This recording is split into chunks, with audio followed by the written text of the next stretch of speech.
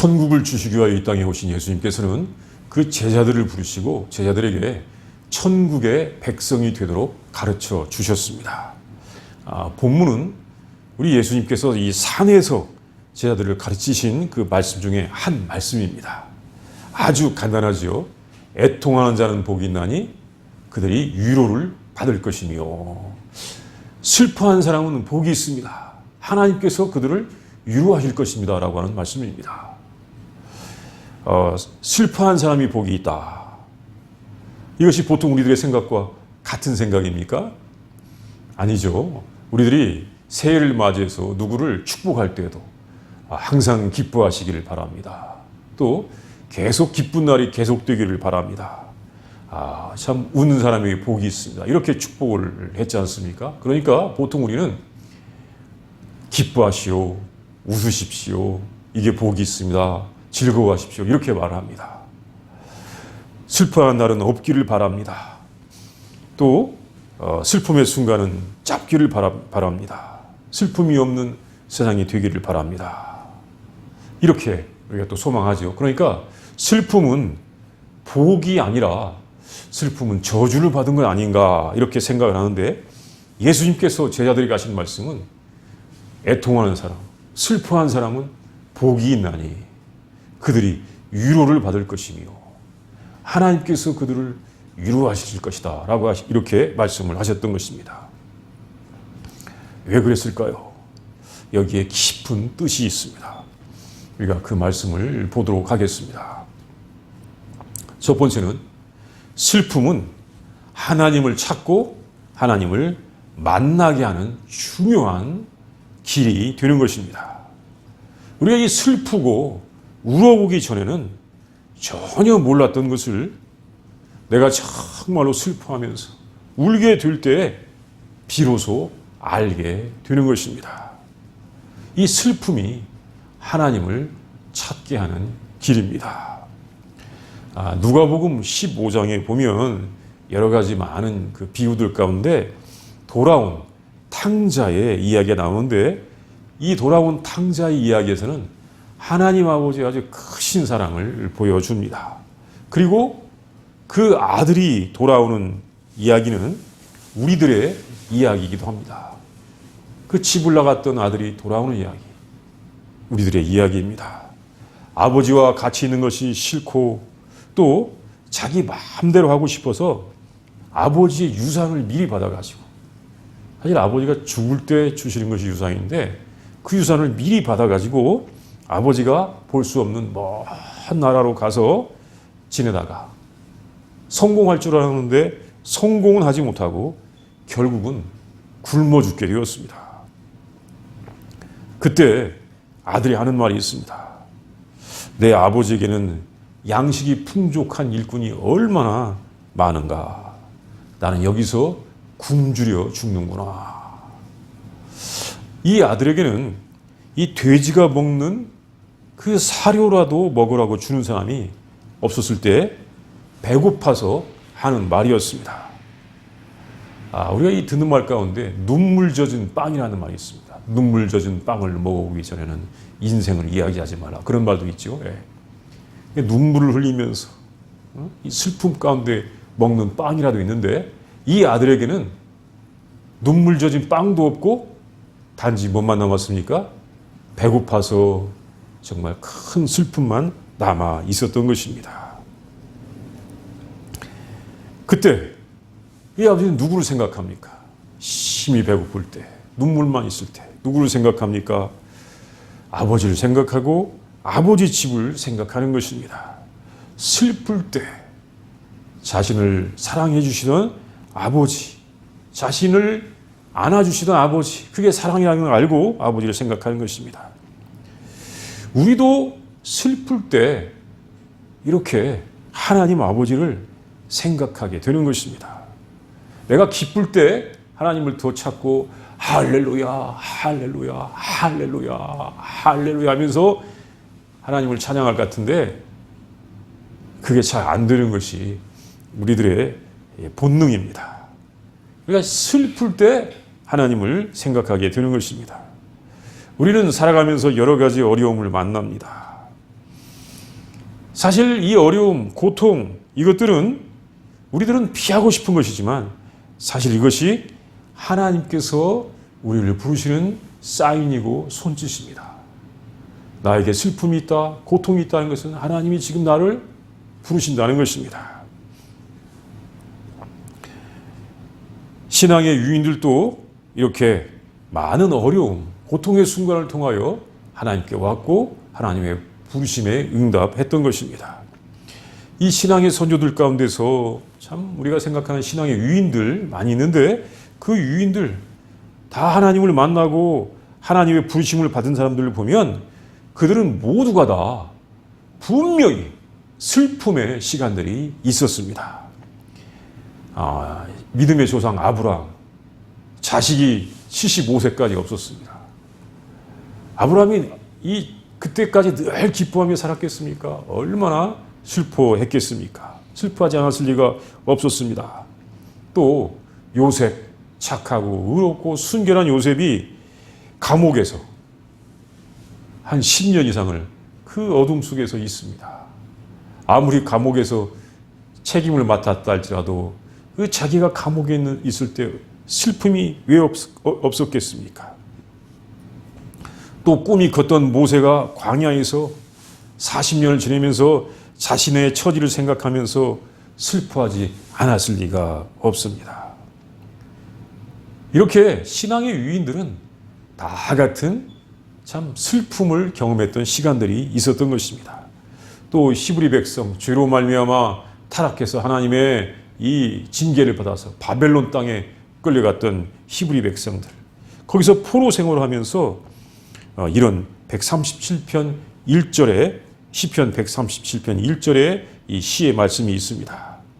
우리가 바벨론의 여러 강변 거기에 앉아서 시온을 기억하며 울었도다. 옛날에 그 시온에 살았을 때를 생각하면서 울었던 것입니다. 그러면서 하나님께로 돌아오지 않을 수가 없었을 것입니다. 이 슬픔, 울음이 자신을 되돌아보게 하고 진정한 자기의 자신을 찾게 하고 하나님께로 돌아오게 하는 것입니다. 또 슬픔, 애통, 고통하면 빼놓을 수 없는 사람이 있지요. 누굽니까? 구약에서 가장 큰 고난을 겪은 것처럼 보이는 사람 물론 많지요. 근데 욥은 얼마나 많이 괴로워했겠습니까? 이 온 몸이 다 망가졌을 때 얼마나 괴로워했겠습니까?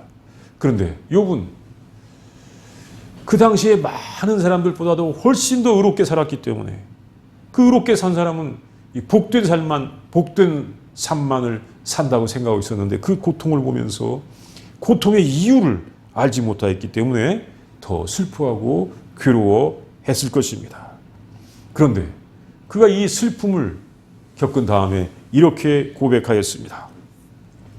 내가 죽게 대하여 귀로 듣기만 하였사오나 이제는 눈으로 주를 배옵나이다. 귀로 들을 때하고 눈으로 볼 때하고 훨씬 다른 거예요. 내가 죽게 대하여 귀로 듣기만 하였사오나 이제는 눈으로 주를 배옵나이다.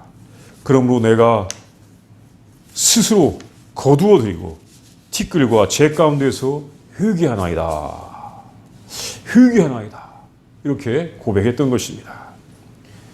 정말 울어보지 못한 사람들 물론 없습니다. 어렸을 때도 다 한 번씩은 울어봅니다. 그냥 울 수밖에 없어요. 예. 그냥 누가 울지 못하게 할 때가 있죠. 예. 그러나 울어보지 못한 사람은 인생의 지혜를 모르다가 이 울음, 애통이라고 하는 과정을 통해서 하나님께로 나아오고 하나님을 찾게 되는 것입니다. 애통하는 것, 애통한 사람이 거듭 나는 과정이라고 할 수 있습니다. 하나님의 자녀들은 두 번 태어나죠. 한 번은 언제 태어납니까? 어머니의 몸에서 육신의 몸으로 태어납니다. 그런데 이때도 다 울면서 태어나죠. 딱 아기가 태어나면서 방긋 웃고 태어난 아기가 있다는 말은 한 번도 들어본 적이 없습니다. 다 울고 태어납니다. 예. 울지 않으면 의사가 엉덩이를 때려서라도 울게 만든다고 합니다. 왜? 그게 이제 정상적인 반응이기 때문에 이렇게 육신의 몸으로 태어난 다음에 나중에는 이제 하나님의 자녀로 우리가 태어납니다. 거듭나는 것입니다. 이때 누가 거듭나느냐? 슬퍼했던 사람, 애통했던 사람이 거듭나는 것입니다. 사실 거듭날 때 이렇게 거듭납니다. 여러 과정, 말하기 좋아하는 사람들이 말하는데 가장 중요한 거듭남의 과정은 한번 정말로 울어보는 것입니다. 자기 자신에게 실망해서, 내 자신에게 정말 실망해서 울어보는 사람, 이 사람이 진정으로 거듭난 사람이라고 할 수 있습니다. 거듭날 때 여러 과정이 필요한 것이 아닙니다. 한번 큰 슬픔 가운데 울어보는 것이 가장 중요한 것입니다. 이런 사람이 확실히 거듭났다고 할 수 있습니다. 일찍이 하나님은 자신을 반역하던 백성들에게 이렇게 말씀하신 적이 있습니다. 요엘서 2장 12절에 보면 이런 말씀이 있습니다. 여호와의 말씀에 너희는 이제라도 금식하고 울며 애통하고 마음을 다하여 내게로 돌아오라 하셨느니라. 정말 너희들 울며 애통하며 금식하고 회개하라는 거죠. 내게로 돌아오라. 이렇게 슬퍼하는 것이 우리를 하나님께로 인도하는 것이기 때문에 일찍이 지혜자는 이런 말을 하였습니다. 슬픔이 웃음보다 나음은 얼굴에 근심하는 것이 마음에 유익하기 때문이라. 지혜자의 마음은 잔치집에 있지 않고 초상집에 있느니라. 이게 전도서 7장의 말씀입니다. 솔로몬이 한 말인데, 솔로몬, 이분은 정말 언제 울어봤을까 하는 생각이 있을 정도로 불기와 영화 가운데서 오랫동안 산 사람인데, 그가 말년에 젊은이들에게 지혜를 주면서 슬픔이 웃음보다 낫다고, 그것이 마음에 유익하다고 하였습니다. 이 솔로몬이 말한 지혜는 사실은 뭡니까? 하나님을 경유하는 것이 그가 말한 지혜입니다. 하나님을 경유하는 것이 지혜다. 또 지식의 근본이다. 이렇게 솔로몬이 말했습니다. 그런데 하나님을 경유하는 지혜를 얻는 것은 슬픔을 통하여 얻게 된다는 것입니다. 우리 사람들은 슬픔을 통하여 자신의 본질을 알게 되고 하나님의 부르심을 알게 되는 것입니다. 우리는 우리를 애통하게 하시는, 우리를 슬프게 하시고 울게 하시는 하나님의 크신 섭리 속에서 전혀 생각할 수도 없었던 하나님을 찾게 되고 하나님을 만나게 되는 것입니다. 그런데 하나님을 만나고 보니까 내가 하나님을 찾은 것이 아니고 하나님은 내가 모를 때에도 벌써 내 옆에 오셔서 계시고 나를 아시고 사랑하시고 나로 하여금 애통하게 하시고 회개하게 하시고 마음을 열게 하시고 하나님께 나오도록 그런 과정을 통하여 나를 부르셨던 것입니다. 하나님께서는 정말 애통하는 자를 만나주십니다. 예수님께서 말씀하신 애통하는 자의 복은 먼저는 회개하는 성도의 모습인 것입니다. 우리가 회개하기 전에 또 회개할 때 이렇게 애통함을 통하여 회개하고 하나님께 돌아오는 것입니다. 이제 두 번째는 이 애통하는 것은 하나님의 마음을 갖도록 하는 것입니다. 하나님의 자녀로서 하나님 아버지의 뜻을 그의 심령 속에 공유하는 것이 애통하는 과정입니다. 애통하는 것은 더 큰 세계를 향한 문이 되는 것입니다. 이것은 영혼을 향한 애통이라고 할 수 있습니다. 시편 119편에서 시인은 이렇게 고백하였습니다. 그들이 주의 법을 지키지 아니함으로 내 눈물이 시냇물같이 흐르나이다.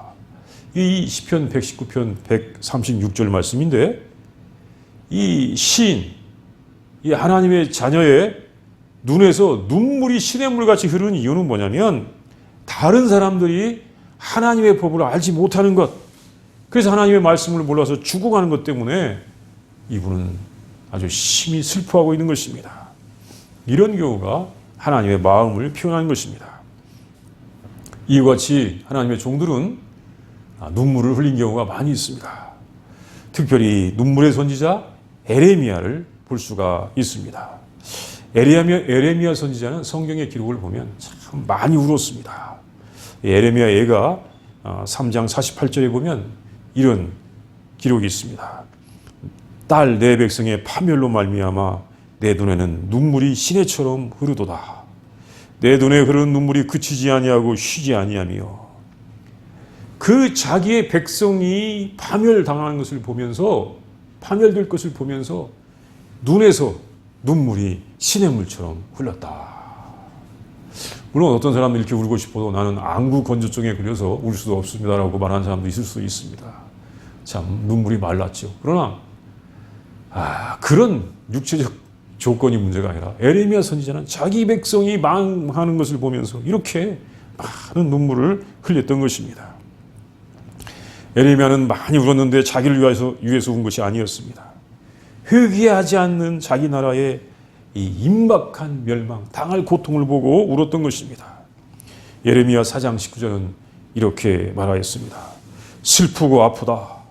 내 마음속이 아프고 내 마음이 답답하여 잠잠할 수 없으나 이는 나의 심령이 나팔 소리와 전쟁의 경보를 들음이로다.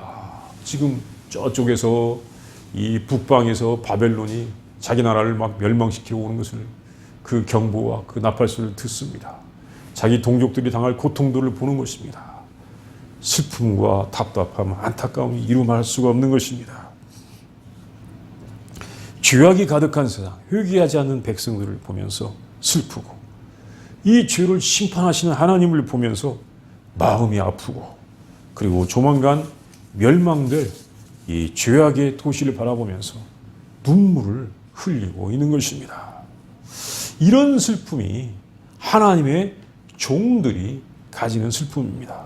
세상의 죄악과 그 때문에 당하는 고통, 또 심판이 오는 것을 보면서 슬퍼하는 것입니다. 참 이 생명의 길이 있는데 그 길이 사람들의 눈에는 가려진 것을 보면서 슬퍼합니다. 이 세상이 잘못된 것이 바로 사람들 또는 우리들이 행하는 죄악 때문이라는 것을 아는 사람은 이 세상을 보면서 슬퍼하지 않을 수가 없습니다. 정말 이 땅의 죄악을 보면서 내가 슬퍼하지 않을 수 없다, 이것입니다. 진정으로 애통하시는 분이 계셨는데, 물론 에레미야도 진정으로 애통했고 시편의 시인도 애통했습니다. 정말 예수님 진정으로 애통하셨습니다. 이걸 보면서 히브리서 5장 7절에 보면 이런 말씀이 있습니다. 그는 육체에 계실 때 자기를 죽음에서 능히 구원하실 이에게 심한 통곡과 눈물과 간구와 소원을 올렸고 그의 경유하심을 인하여 드심을 얻었느니라. 이렇게 예수님께서 육체에 계실 때 통곡과 눈물을 흘렸다고 전해주고 있습니다. 그리고 예수님께서 이제 십자가를 지시러 저 골고다를 향하여 가시면서 그를 따라오는 여인들에게 이렇게 말씀하셨습니다. 예루살렘의 딸들아, 나를 위하여 울지 말고 너희와 너희 자녀를 위하여 울라. 지금 사람들이 예수님을 바라보면서 막 울면서 따라오는데 예수님께서 어떻게 웃으면서 그 사람들에게 야, 나를 위하여 울지 말고 너희와 너희 자녀를 위하여 울라고 말씀하실 수 있겠습니까? 예수님 그때 같이 우시면서 사람들에게 이렇게 말씀하셨던 것입니다. 십자가를 지고 가시면서 예루살렘의 멸망과 이 세상의 심판을 보면서 예수님은 이렇게 애통하셨던 것입니다. 예수님은 진정으로 우리의 죄를 대신하여 애통하셨고 눈물을 흘리셨고 또 끝까지 참으시고는, 고통을 끝까지 참으시고는 마지막에 십자가에서 죽으시고 그리고 부활하셨습니다.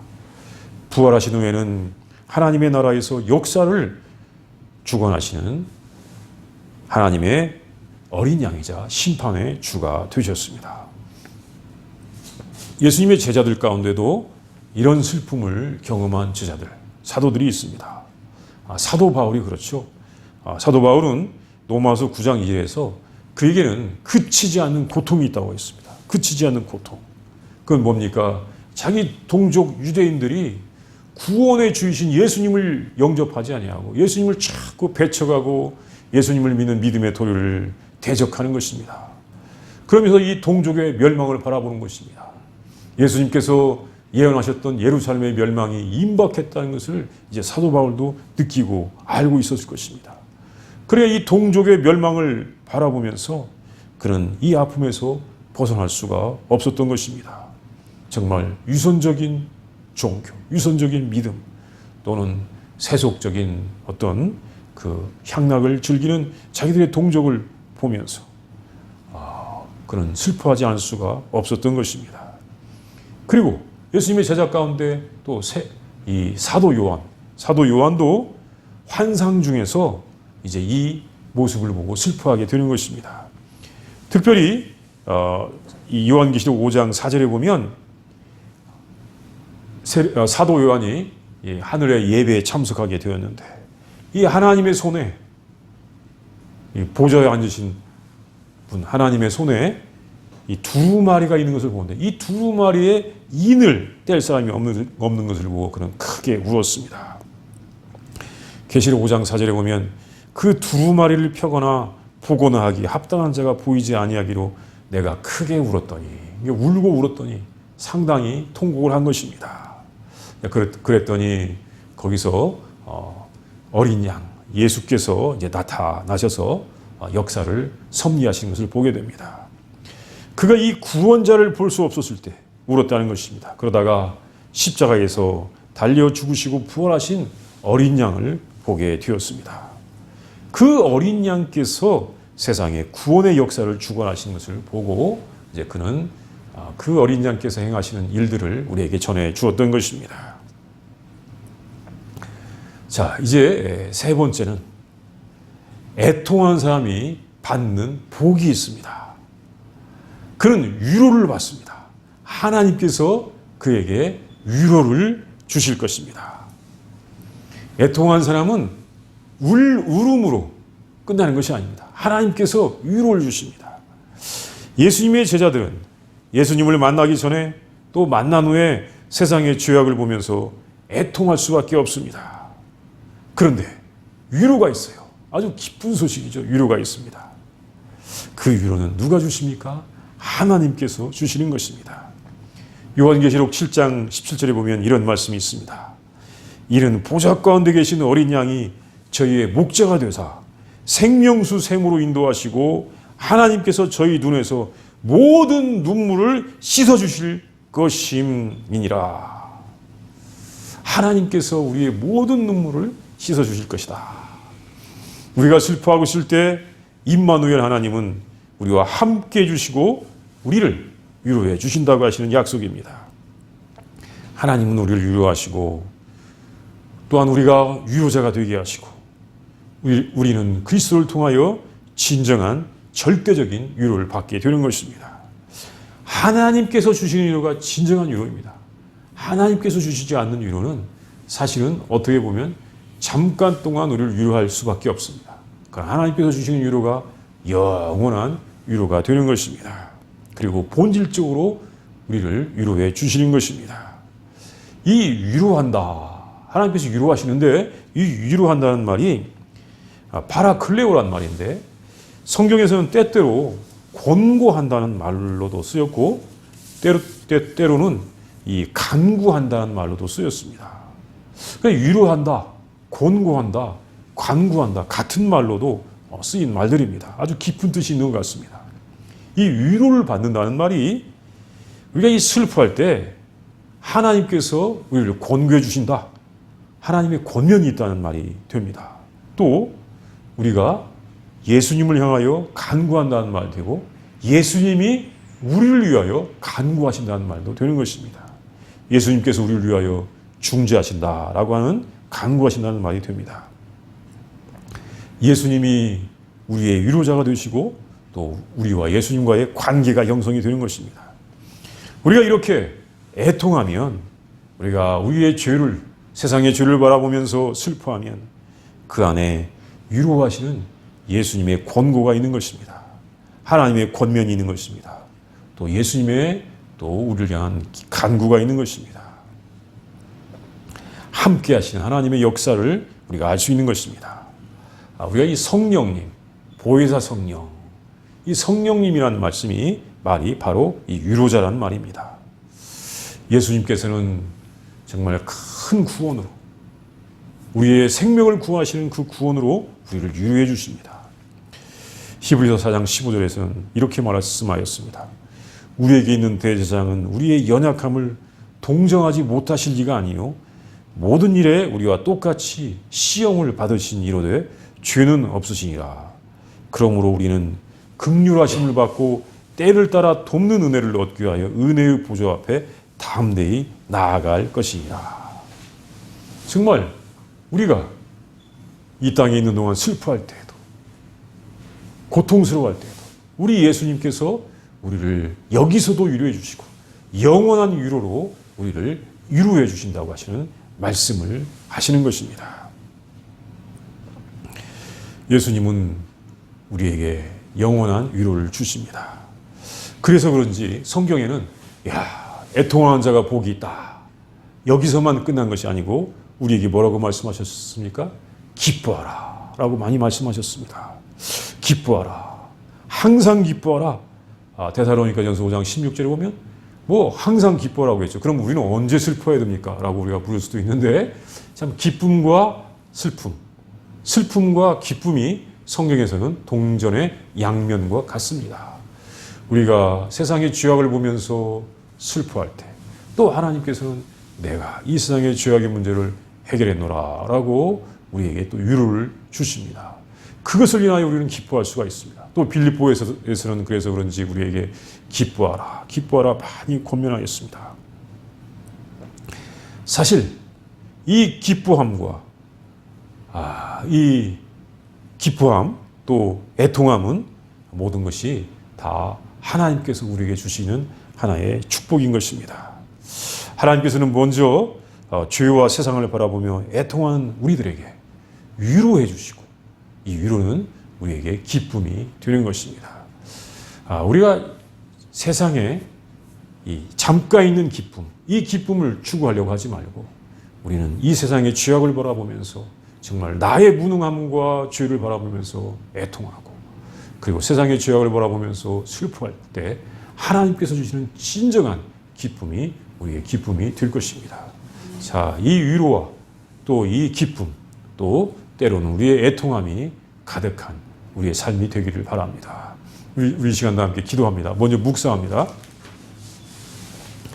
아주 간단한 말씀이죠.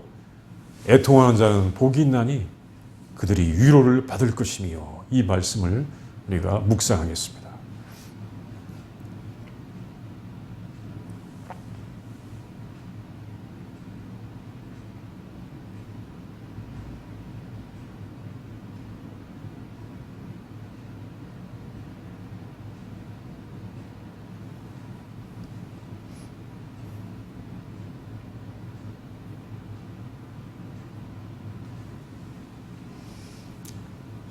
참 기쁨을 주시기를 원하시는 아버지 하나님, 죄로 말미암아 고통당한 사람들에게 참 위로를 주시기를 원하시는 아버지 하나님, 감사합니다.